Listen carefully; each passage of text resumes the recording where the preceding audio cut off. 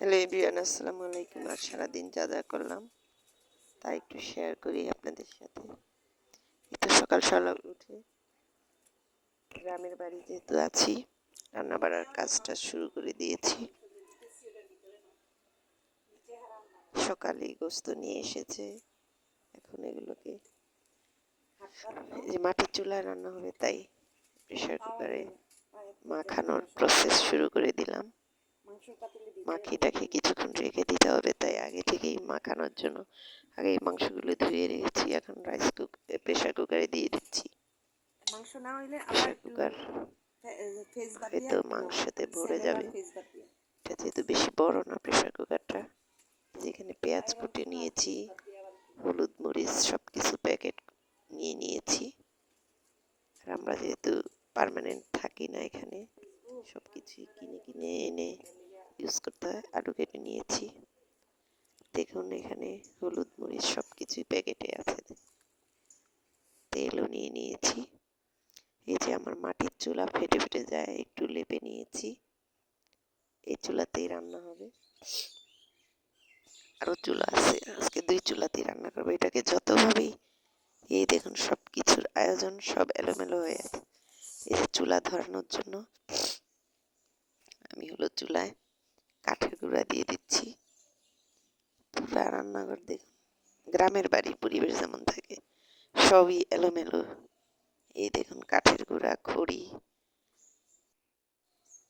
এই তো চুলায় আগুন দিয়ে দিচ্ছি। এখন একটা একটা করে রান্নার প্রসেস করতে হবে। এইভাবে চুলা ধরানোতে আমি খুব বেশি অভ্যস্ত না। যখন গ্রামে আসি 2-1 দিনই রান্না করি, তা আমার জন্য একটু কঠিন কাজটা। ঠান্ডা লেগে গেছে আমার, পুকুরের পানিতে গোসল করে দেখুন সব ধোয়া হয়ে উঠছে। আমি একটু একটু করে জ্বালাচ্ছি।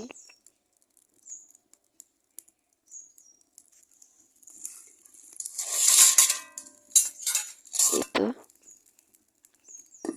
এখন কড়াই দিয়ে দিলাম।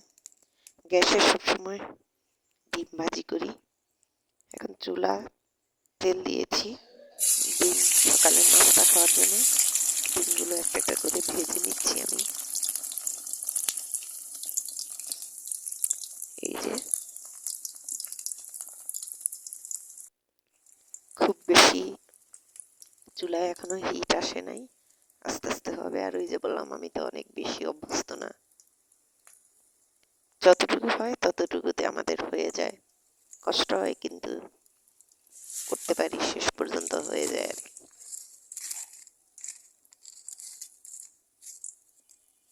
ধোয়া হচ্ছে অনেক।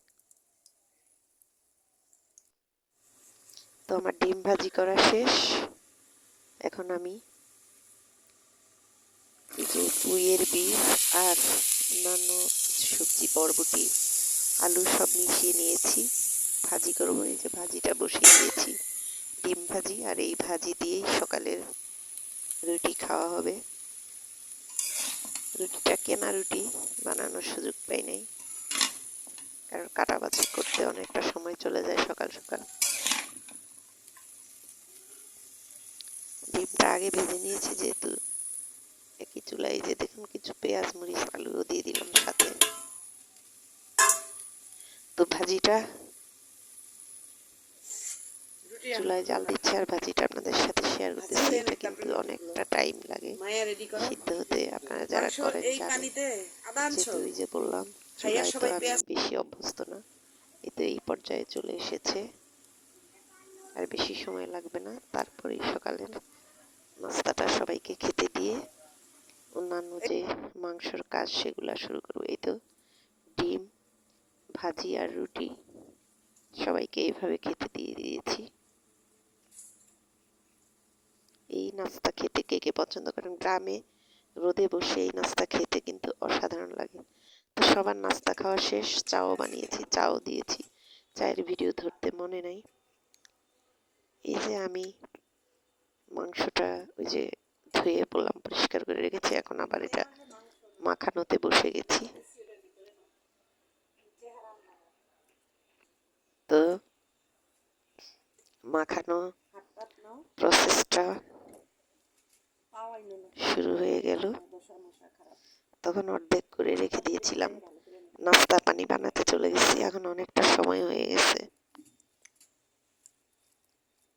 এখন মাখিয়ে আবার কিছুক্ষণ রেখে দিয়ে আবার একটু পরে হলো স্যান্ডেল আর ফেস বার দিয়ে মাংস চুলায় দিব। আজকে আর পোলাও করবো না, শুধু পায়ের অংশ আর সাদা ভাত আর মাংসই রান্না হবে।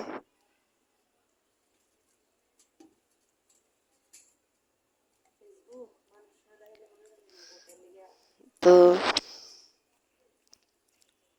ভিডিওটা একটু লম্বাই হয়ে যাচ্ছে, জানি না আপনাদের ভালো লাগবে কিনা। আরেকভাবে নিতে হবে।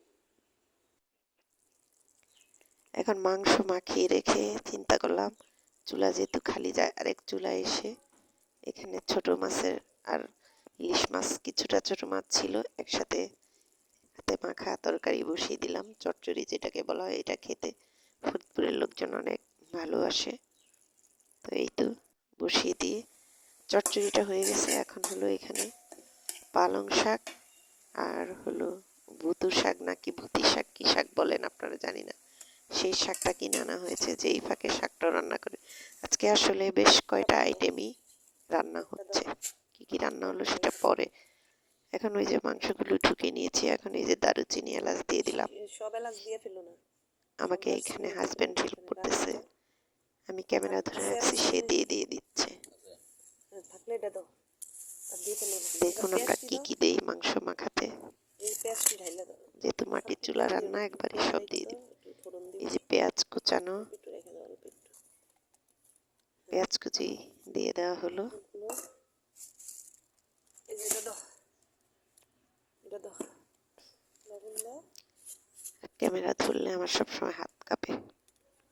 এখন দেওয়া হলো লবণ। আরো লাগবে অনেক, দাও এখন আপাতত দাও, পরে সাইকে দেওয়া যাবে। লবণ না চিনি? লবণ লবণ দেখা লাগবে না, দেখা আছে চিনি কোটায়। হ্যাঁ, হলুদ দাও। লবণ দেওয়ার পরে এখন দেওয়া হচ্ছে হলুদ। এই হলুদটা আমাদের নিজেদের ভাঙানো হলুদ। দিতে থাকো, পরে আবার দেওয়া যাবে। মরিচ ধনে জিরা সব দাও, যে এখানে আছে। এই তো এক এক করে মশলা দেওয়া হচ্ছে। হলুদ দেওয়ার পরে এখন দেওয়া হবে অন্যান্য মশলাগুলো। আসলে খুঁজে খুঁজে দিতে হচ্ছে, কোথায় কি আছে জানি না। এখন দেওয়া হচ্ছে মরিচ গুঁড়া। সব দেওয়ার পর তারপরে মেখে নেওয়া হবে। জিরা ধনে দেন। দেওয়া হচ্ছে জিরার গুঁড়া।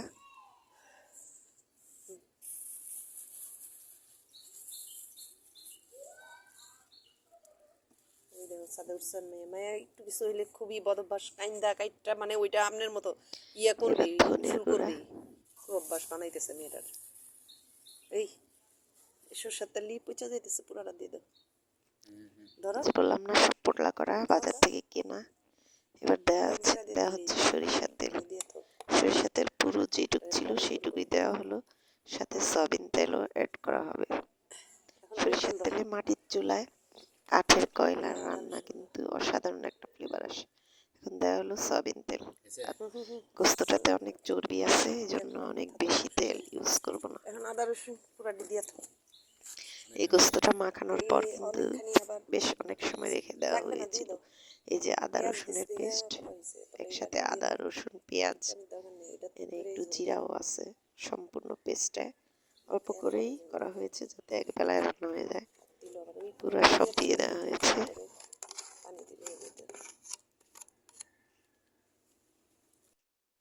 এই যে মাখানো হয়ে গেল, মাখানোর পর আরেকটু লবণ দিয়ে দিলাম। এখন কিন্তু এটাকে মাখার পর প্রায় 1.5 ঘন্টা এভাবে রেখে দেওয়া হয়েছিল চুলায় দেওয়ার আগে। এখন এই যে চুলায় দিয়েছিলাম, সেই ভিডিও নেওয়া হয় নাই। এখন হলো এই যে দেখুন চুলায় বলকে, সেটা কিন্তু আমরা প্রেসার কুকারে দিলেও সিটি দেই নেই, এমনি ওপেনই রান্না করেছি। ডাক দিলে আবার দেখুন পোলা করে কতটা ছাড়াইব না, ইয়ামি তার চেয়ে হয়েছে। আর পোলারা আবার মাছ ছাড়াইব না, একজনের লগে তার চেয়ে নিয়ে দিয়েইবেন।